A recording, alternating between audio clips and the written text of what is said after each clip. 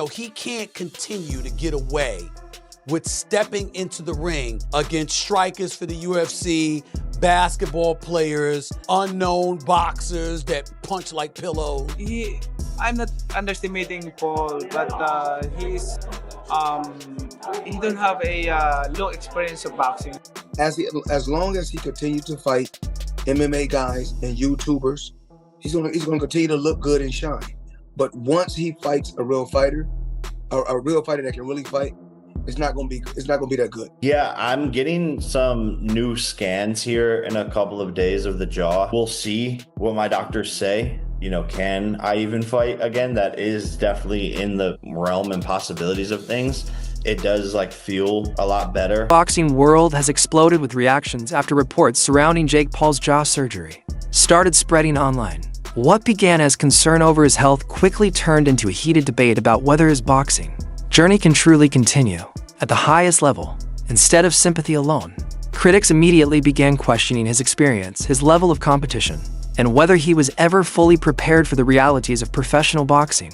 Now, with retirement rumors gaining momentum across social media, many fans are wondering if Jake's rise in the sport was always going to face serious challenges. The moment the pressure and physical setbacks became real. Arman, shout out to Arman, but he doesn't want me to fight again. Wow. So that's on the table. Your fighting future is somewhat in doubt. Yeah.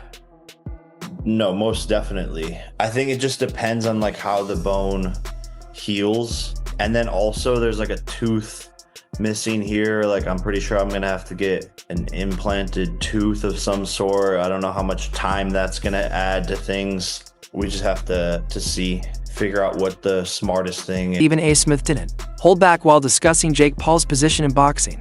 He questioned whether Jake has truly faced the type of experienced opponents capable of exposing flaws inside the ring over a full fight. Once news connected to jaw surgery began circulating online, criticism surrounding Jake's boxing ability grew even louder across sports media and fan discussion.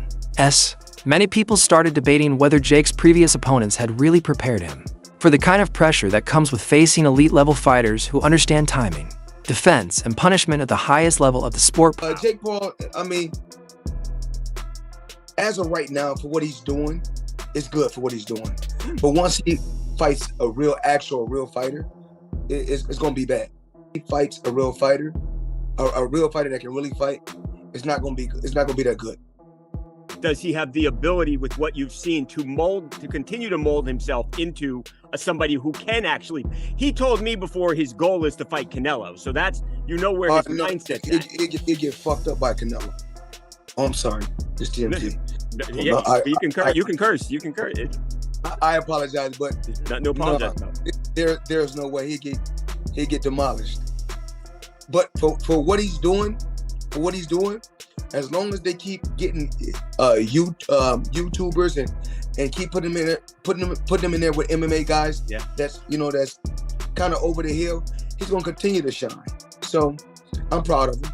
I'm not really upset. Even it was so crazy. I remember just a while back, his brother was like, "Oh, I didn't get paid. It was just like." The same time, Floyd Mayweather Jr. also weighed in on Jake Paul's boxing career, making it clear that he still sees a major difference between entertainment events and proving yourself against experienced professionals. According to Floyd, creating attention around fights is one thing, but surviving consistently against skilled fighters who know how to capitalize on mistakes is a completely different challenge.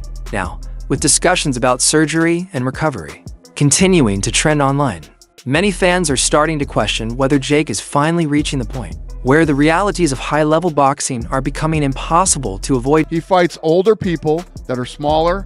It's all the same and listen, the kid's doing his thing, but he lies about all this stuff. These media guys, the websites that cover it, and Jake Paul himself is trying to stay relevant and trying to get attention. But he is doing a good job. He is doing a good job. He's getting paid. He is going to do.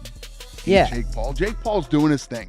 He's out there. He went out and lied and said that I said I would sign Mike Perry if he beat him. I've been trying to assassinate him. You haven't heard me say shit about Jake Paul. And the only time I ever talk about Jake Paul is if I'm asked about him. He just brought him up. I have a great I question. wouldn't have brought him up, right? And he went out and lied and said that I said all this. It's the furthest thing from the truth. Do you think with all the that I got going on and what we're doing, you think I'm thinking about Jake Paul? No. What Jake Paul and those guys do is completely different. And again, the kid's doing this thing. I'm not on him. And listen, if smaller, older guys want to fight him, then. Meanwhile, Dana White also criticized the level of competition surrounding Jake Paul's career. Dana suggested that much of Jake's boxing image has been built around carefully selected matchups, rather than consistently facing dangerous or elite-level opponents. Following the recent injury discussions, even more fans within combat sports started questioning whether Jake's current path in boxing can realistically continue long-term if the competition level becomes significantly tougher moving forward. Absolutely no way he can beat a world champion and become world champion. But I will say he's improving a lot. He's dedicated to the sport. I don't know how good he is because he hasn't really faced a real fight. I don't believe you will ever get close to being a world-class fighter. I believe that I would beat anybody on your roster that's under 10 fights. Anyone. We can do that. Any one of your fighters that has under 10 fights. Easy. Okay. So cruiserweight. A cruiserweight? Literally any weight. Okay. So any weight. Any weight. Any anyone weight. under 10 Any and weight. Perfect. I will beat anybody on your roster. I've got about 400 of them. Great. Yeah. Eddie Hearn also gave his opinion on Jake Paul's future in the sport. While Hearn admitted Jake has improved noticeably since beginning his boxing journey, he also emphasized that there is still a huge difference between generating hype online and competing against elite professionals who have spent their entire lives developing inside the sport. His comments reflected growing doubts among many fans who believe Jake's toughest test may still be ahead of him as expectations continue rising. Hall of Famer to a YouTuber. You say what? You went to working with a Hall of Famer. Yeah. So now you're working with a YouTuber, right? I mean, you're forgetting to realize that I will be the first boxer and promoter ever in the Hall of Fame for multiple reasons, like at the youngest age. So you're actually a dumbass. He for sure paid him to ask that question. For sure. He looked like he paid him. During another heated media discussion Gervonta Davis made it clear that he remains confident whenever conversations involving Jake Paul come up. The exchange quickly shifted into a tense discussion about pressure, reputation, and proving yourself under real fight conditions. As speculation surrounding Jake's future continues building, after the injury reports, reactions from established names like Tank Davis are only adding more attention, and debate around what comes next for Jake inside boxing. You fight a YouTuber, for instance, like Jake Paul. no, I will not. You don't want to do it?